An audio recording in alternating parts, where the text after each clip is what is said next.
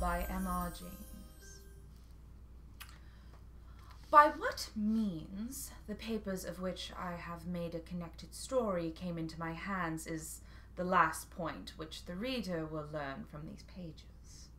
But it is necessary to prefix to my extracts from them a statement of the form in which I possess them. They consist, then, partially of a series of collections for a book of travels, such a volume as was a common product of the 40s and 50s. Horace Marryat's Journal of a Residence in Jutland and the Danish Isles is a fair specimen of the class to which I allude. These books usually treated of some unfamiliar district on the continent. They were illustrated with woodcuts or steel plates. They gave details of hotel accommodation and of means of communication, such as we now expect to find in any well-regulated guidebook. And they dealt largely in reported conversations with intelligent foreigners, racy innkeepers, and garrulous peasants. In a word, they were chatty. Begun with the idea of furnishing material for such a book, my papers, as they progressed, assumed the character of a record of one single personal experience, and this record was continued up to the very eve, almost, of its termination. The writer was a Mr. Wraxall. For my knowledge of him, I have to depend entirely on the evidence his writings afford, and from these I deduce that he was a man past middle age, possessed of some private means, and very much alone in the world. He had, it seems, no settled abode in England, but was a denizen of hotels and boarding-houses.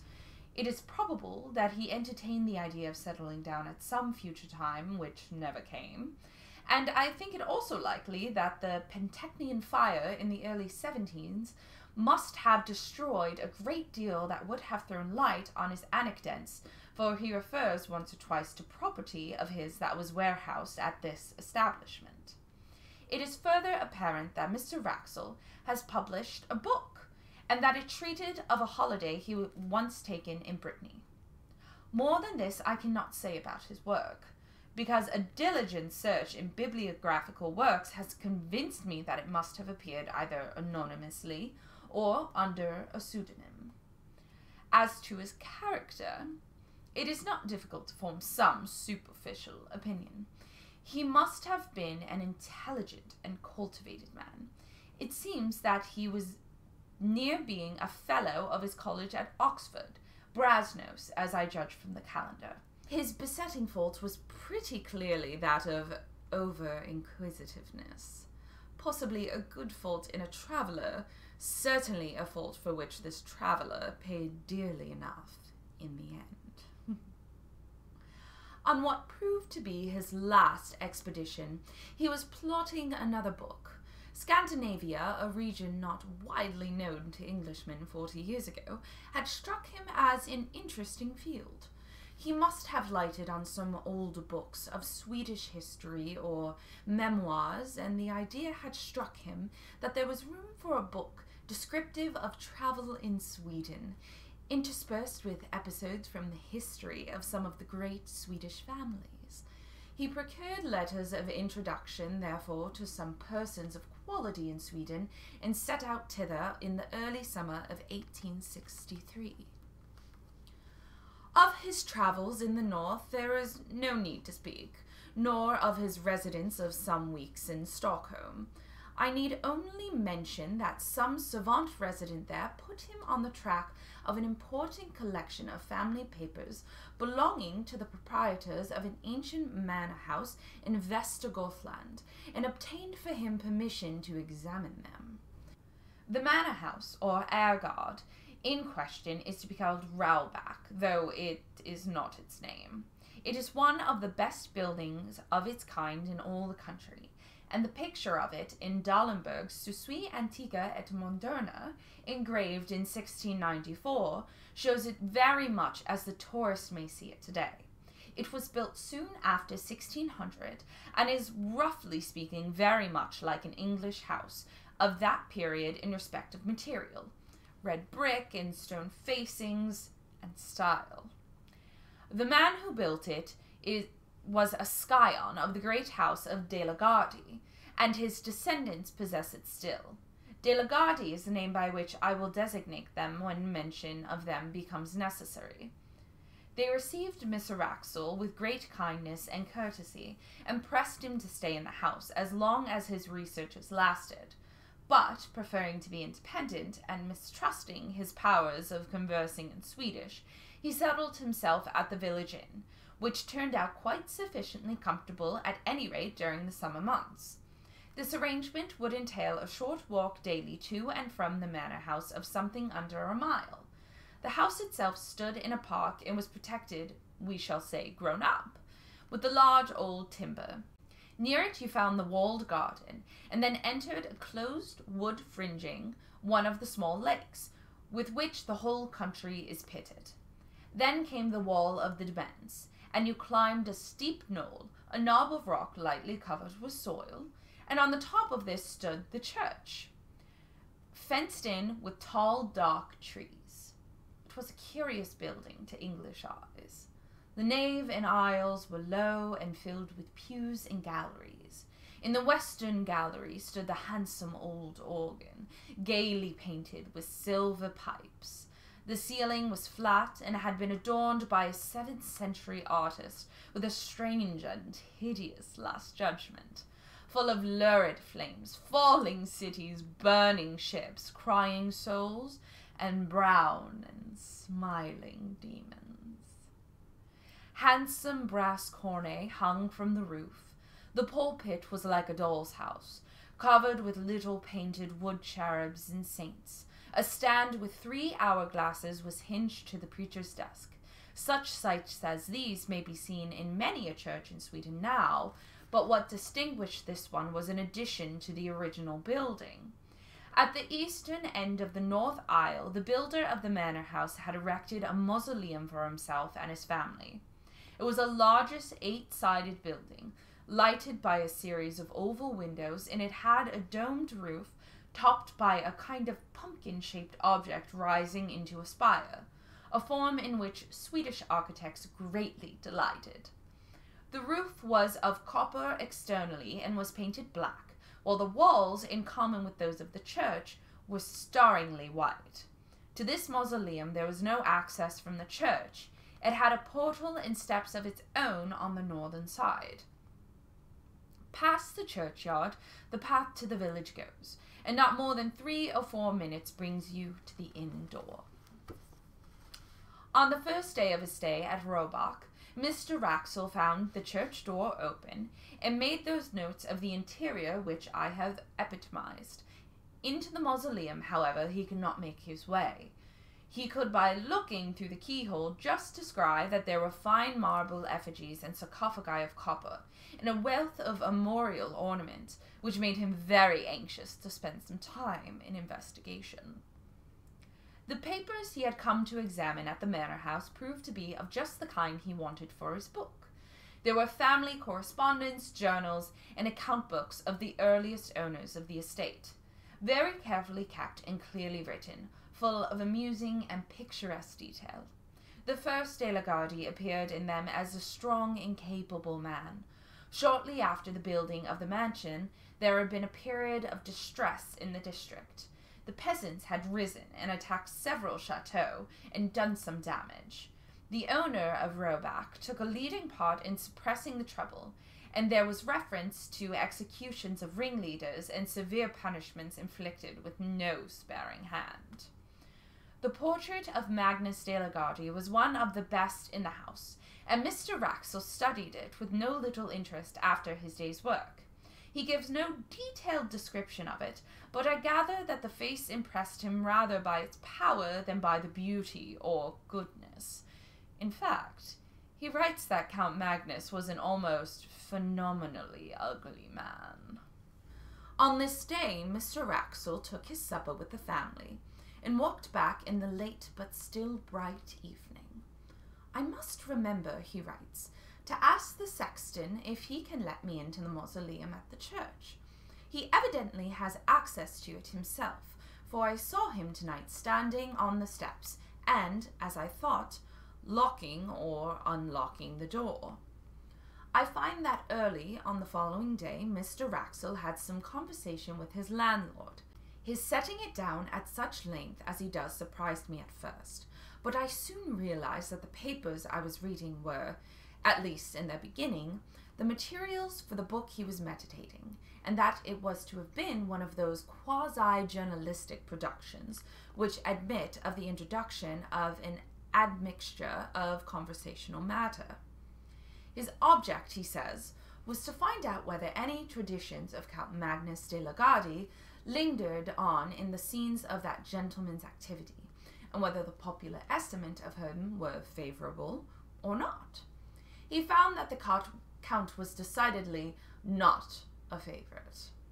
If his tenants came late to their work on the days which they owed to him as lord of the manor, they were set on the wooden horse, or flogged and branded in the manor house yard. One or two cases there were of men who had occupied lands which encroached on the lord's domain, and whose houses had been mysteriously burnt on a winter's night, with the whole family inside. But what seemed to dwell on the innkeeper's mind most, for he returned to the subject more than once, was that the Count had been on the Black Pilgrimage, and had brought something or someone back with him. You will naturally inquire, as Mr. Wraxall did, what the Black Pilgrimage may have been, but your curiosity on the point must remain unsatisfied for the time being, just as his did. The landlord was evidently unwilling to give a full answer, or indeed any answer, on the point, and, being called out for a moment, trotted off with obvious alacrity, only putting his head in at the door a few minutes afterwards to say that he was called away to Skara and should not be back till evening. So Mr. Wraxall had to go unsatisfied to his day's work at the manor house. The papers on which he was just then engaged soon put his thoughts into another channel, for he had to occupy himself with glancing over the correspondence between Sophia Albertina in Stockholm and her married cousin Ulrica Leonora at Rabach in the years of 1705 to 1710. The letters were of exceptional interest from the light they threw upon the culture of the period in Sweden, as anyone can testify who has read the full edition of them in the publications of the Swedish Historical Manuscripts Commission. In the afternoon he had done with these, and after returning the boxes in which they were kept to their places on the shelf, he proceeded very naturally to take down some of the volumes nearest to them, in order to determine which of these had been his principal subject of investigation the next day. The shelf he had hit upon was occupied mostly by a collection of account books in the writing of the first Count Magnus. But one among them was not an account book, but a book of alchemical and other tracts in another 16th century hand. Not being very familiar with alchemical literature, Mr. Wraxall spends much space which he might have spared in setting out the names and beginnings of the various treatises: the Book of the Phoenix, Book of the 30 Words, Book of the Toad, Book of Miriam, Turba Philosophorum, and so forth, and then he announces with a good deal of circumstance his delight at finding on a leaf originally left blank near the middle of the book some writing of Count Magnus himself, headed Libra Niger Peregrinonis. It is true that only a few lines were written, but there was quite enough to show that the landlord had that morning been referring to a belief at least as old as the time of Count Magnus, and probably shared by him. This is the English of what was written: If any man desires to obtain a long life, if he would obtain a faithful messenger, and see the blood of his enemies, it is necessary that he should first go into the city of Chorazin, and there salute the prince. Here there was an erasure of one word, not very thoroughly done, so that Mr. Wraxall felt pretty sure that he was right in reading it as Ares. of the air. But there was no more of the text copied, only a line in Latin. Cara relica huis materi inter sceritora. See the rest of the matter among the more private things. It could not be denied that this threw a rather lurid light upon the tastes and beliefs of the Count, but to Mr. Wraxall, separated from him by nearly 3 centuries, the thought that he might have added to his general forcefulness alchemy, and to alchemy something like magic, only made him a more picturesque figure. And when, after a rather prolonged contemplation of his picture in the hall, Mr. Wraxall set out on his homeward way, his mind was full of the thought of Count Magnus. He had no eyes for his surroundings, no perception of the evening scents of the woods or the evening light on the lake, and when all of a sudden he pulled up short, he was astonished to find himself already at the gate of the churchyard, and within a few minutes of his dinner. His eyes fell on the mausoleum. "Ah," he said, "Count Magnus, there you are. I should dearly like to see you." Like many solitary men, he writes, I have a habit of talking to myself aloud, and unlike some of the Greek and Latin particles, I do not expect an answer. Certainly, and perhaps fortunately, in this case, there was neither voice nor any that regarded. Only the woman who, I suppose, was cleaning up the church dropped some metallic object on the floor, whose clang startled me. Count Magnus, I think, sleeps sound enough. That same evening, the landlord of the inn, who had heard Mr. Wraxall say that he wished to see the clerk or deacon, as he would be called in Sweden, of the parish, introduced him to that official in the inn parlour. A visit to the De la Gardie tomb house was soon arranged for the next day, and a little general conversation ensued. Mr. Wraxall, remembering that one function of Scandinavian deacons is to teach candidates for confirmation, thought he would refresh his own memory on a biblical point. "Can you tell me," he said, "anything about Chorazin?" The deacon seemed startled, but readily reminded him how that village had once been denounced. "To be sure," said Mr. Wraxall. "It is, I suppose, quite a ruin now." "So I expect," replied the deacon. "I have heard some of our old priests say that Antichrist is to be born there, and there were tales—" "Ah, what tales are those?" Mr. Wraxall put in. "Tales, I was going to say, which I have forgotten," said the deacon, and soon after that he said good night. The landlord was now alone, and at Mr. Wraxall's mercy, and that inquirer was not inclined to spare him.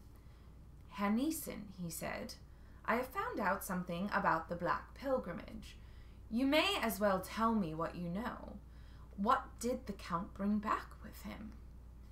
Swedes are habitually slow, perhaps in answering, or perhaps the landlord was an exception. I am not sure, but Mr. Wraxall notes that the landlord spent at least 1 minute in looking at him before he said anything at all. Then he came close up to his guest, and with a good deal of effort, he spoke. "Mr. Wraxall, I can tell you this one little tale, and no more. Not any more. You must not ask anything when I have done. In my grandfather's time, that is, 92 years ago, there were 2 men who said, 'The Count is dead. We do not care for him. We will go tonight and have a free hunt in his wood, the long wood on the hill that you have seen behind Raubeck.' Well, those that heard them say this, they said, 'No, do not go. We are sure you will meet with persons walking who should not be walking. They should be resting, not walking.' These men laughed. There were no forest men to keep the wood, because no one wished to hunt there. The family were not here at the house. These men could do what they wished. Very well. They go to the wood that night. My grandfather was sitting here in this room. It was the summer and a light night. With the window open, he could see out to the wood and hear. So he sat there, and 2 or 3 men with him, and they listened. At first, they hear nothing at all. Then they hear someone. You know how far away it is. They hear someone scream, just as if the most inside part of his soul was twisted out of him. All of them in the room caught hold of each other, and they sat so for 3/4 of an hour. Then they hear someone else, only about 300 ells off. They hear him laugh out loud. It was not one of those men that laughed, and indeed they have all of them said that it was not a man at all. After that, they hear a great door shut. Then, when it was just light with the sun, they all went to the priest. They said to him, "Father, put on your gown and your ruff and come to bury these men, Anders Borsen and Hans Thornborn. You understand that they were sure these men were dead." So they went to the wood. My grandfather never forgot this. He said they were all like so many dead men themselves. The priest, too, he was in a white fear. He said when they came to him, "I heard one cry in the night, and I heard one laugh afterwards.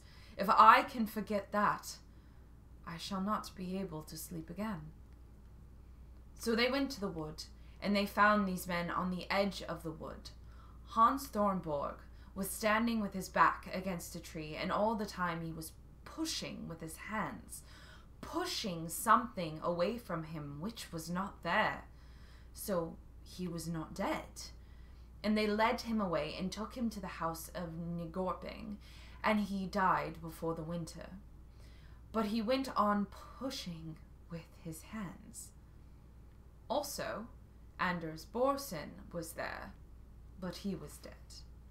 And I tell you this about Anders Borsen, that he was once a beautiful man, but now his face was not there because the flesh of it was sucked away off the bones.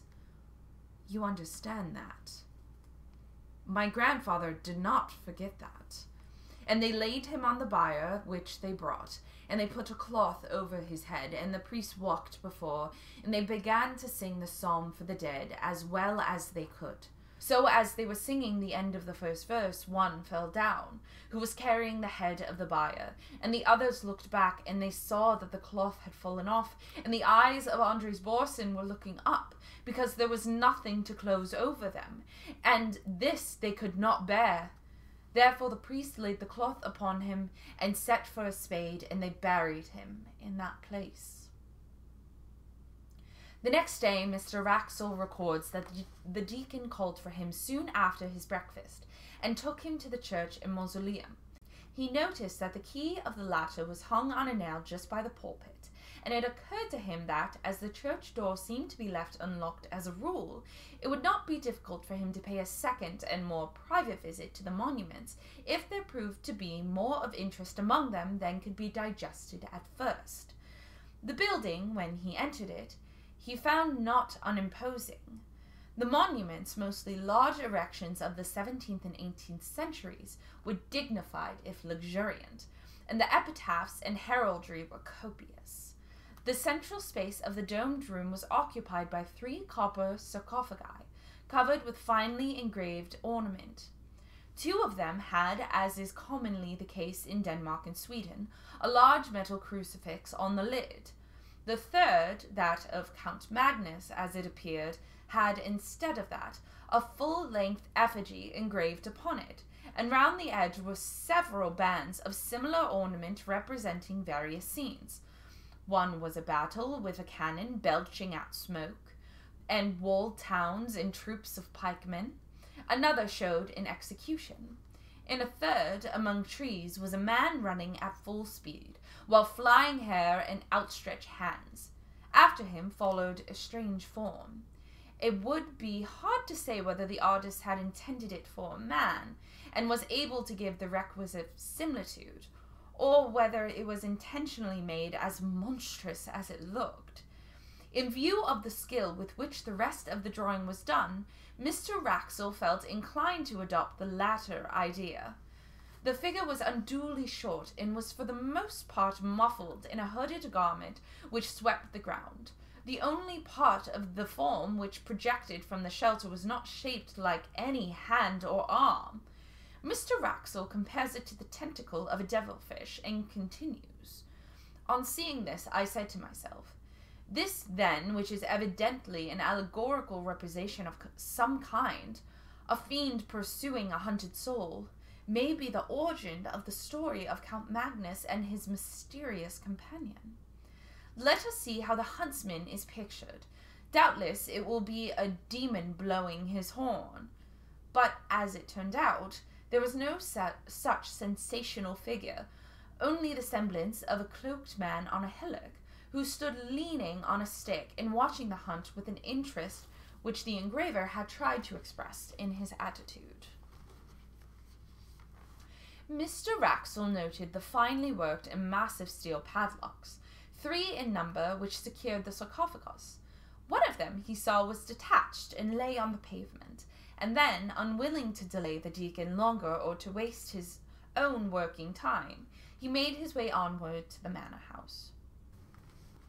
It is curious, he notes, how on retracing a familiar path one's thoughts engross one to be the absolute exclusion of surrounding objects. Tonight, for the second time, I had entirely failed to notice where I was going. I had planned a private visit to the tomb house to copy the epitaphs, when I suddenly, as it were, awoke to consciousness and found myself, as before, turning in at the churchyard gate, and I believe singing or chanting some such words as, "Are you awake, Count Magnus? Are you asleep, Count Magnus?" And then something more which I had failed to recollect. It seemed to me that I must have been behaving in this nonsensical way for some time. He found the key of the mausoleum where he had expected to find it, and copied the greater part of what he wanted. In fact, he stayed until the light began to fail him. "I must have been wrong," he writes, "in saying that one of the padlocks of my count's sarcophagus was unfastened. It seemed tonight that 2 are loose. I picked both up and laid them carefully on the window ledge after trying unsuccessfully to close them. The remaining one is still firm, and though I take it to be a spring lock, I could not guess how to open it. Had I succeeded in undoing it, I am almost afraid I should have taken the liberty of opening the sarcophagus. It is strange the interest I feel in the personality of this, I fear, somewhat ferocious and grim old noble." The day following was, as it turned out, the last of Mr. Wraxall's stay at Roebuck. He received letters connected with certain investments which made it desirable that he should return to England. His work among the papers was practically done, and travelling was slow. He decided, therefore, to make his farewells, put some finishing touches to his notes, and be off.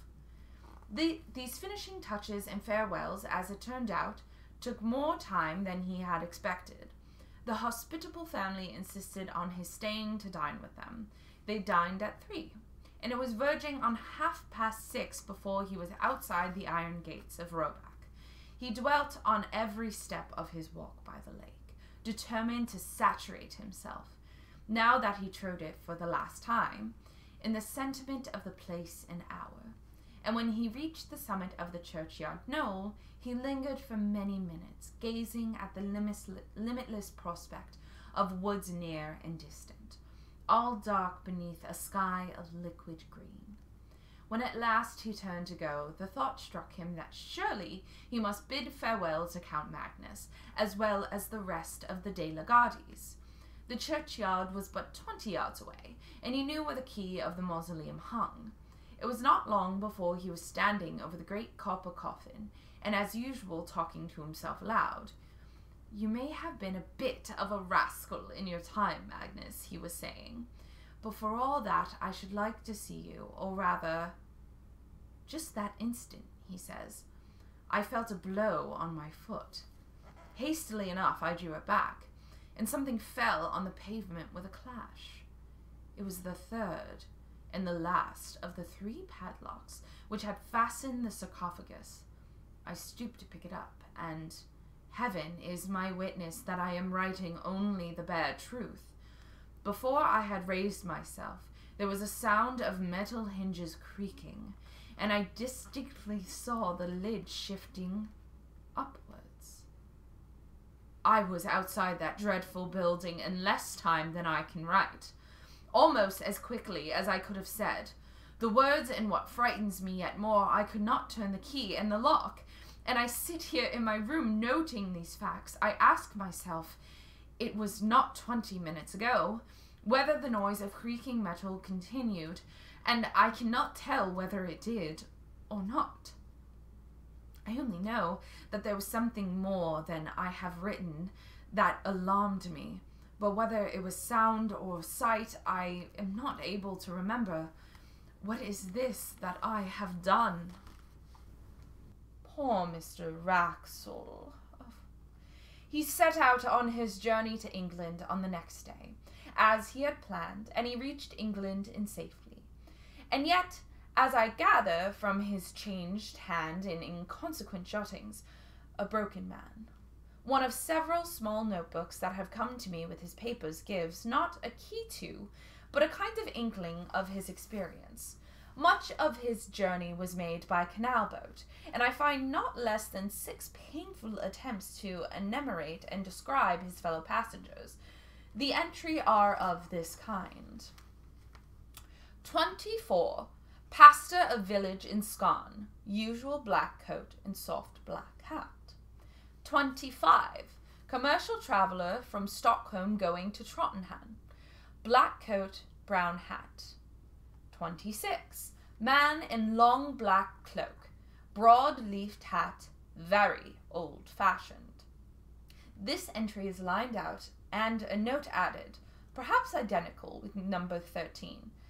Have not yet seen his face. On referring to number 13, I find that he is a Roman priest in a cassock. The net rest of the reckoning is always the same. 28 people appear in the enumeration, one being always a man in a long black cloak and broad hat, and the other a short figure in dark cloak and hood. On the other hand, it is always noted that only 26 passengers appear at meals, and that the man in the cloak is perhaps absent, and the short figure is certainly absent. On reaching England, it appears that Mr. Wraxall landed at Hawick, and that he resolved at once to put himself out of the reach of some person or persons who he never specifies, but whom he has evidently come to regard as his pursuants. Accordingly, he took a vehicle, it was a closed fly, not trusting the railway, and drove across the country to the village of Belchamp St. Paul. It was about 9 o'clock in a moonlit August night when he reached the place. He was sitting forward and looking out the window at the fields and thickets. There was little else to be seen, racing past him. Suddenly, he came to a crossroad. At the corner, 2 figures were standing motionless. Both were in dark cloaks. The taller one wore a hat, the shorter a hood.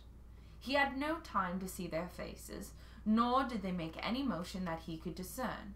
Yet the horse sheed violently and broke into a gallop, and Mr. Wraxall sank back into his seat in something like desperation. He had seen them before. Arrived at Belchamp St. Paul, he was fortunate enough to find a decent furnished lodging, and for the next 24 hours he lived, comparatively speaking, in peace. His last notes were written on this day. They are too disjointed and ejaculatory to be given here in full, but the substance of them is clear enough. He is expecting a visit from his pursuers, how or when he knows not, and his constant cry is, "What has he done? And is there no hope?" Doctors, he knows, would call him mad.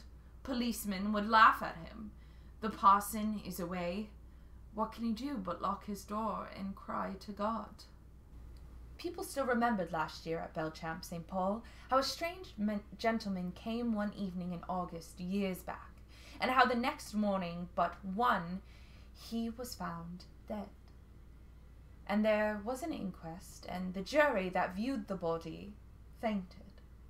7 of them did, and none of them wouldn't speak of what they see, and the verdict was visitation of God. And how the people as kept the house moved out the same week and went away from that pot. But they do not, I think, know that any glimmer of light has ever been thrown or could be thrown on the mystery. It so happened that last year the little house came into my hands as part of a legacy. It has stood empty since 1863, and there seemed no prospect of letting it, so I had it pulled down, and the papers of which I have given you are an abstract, were found in a forgotten cupboard under the window in the best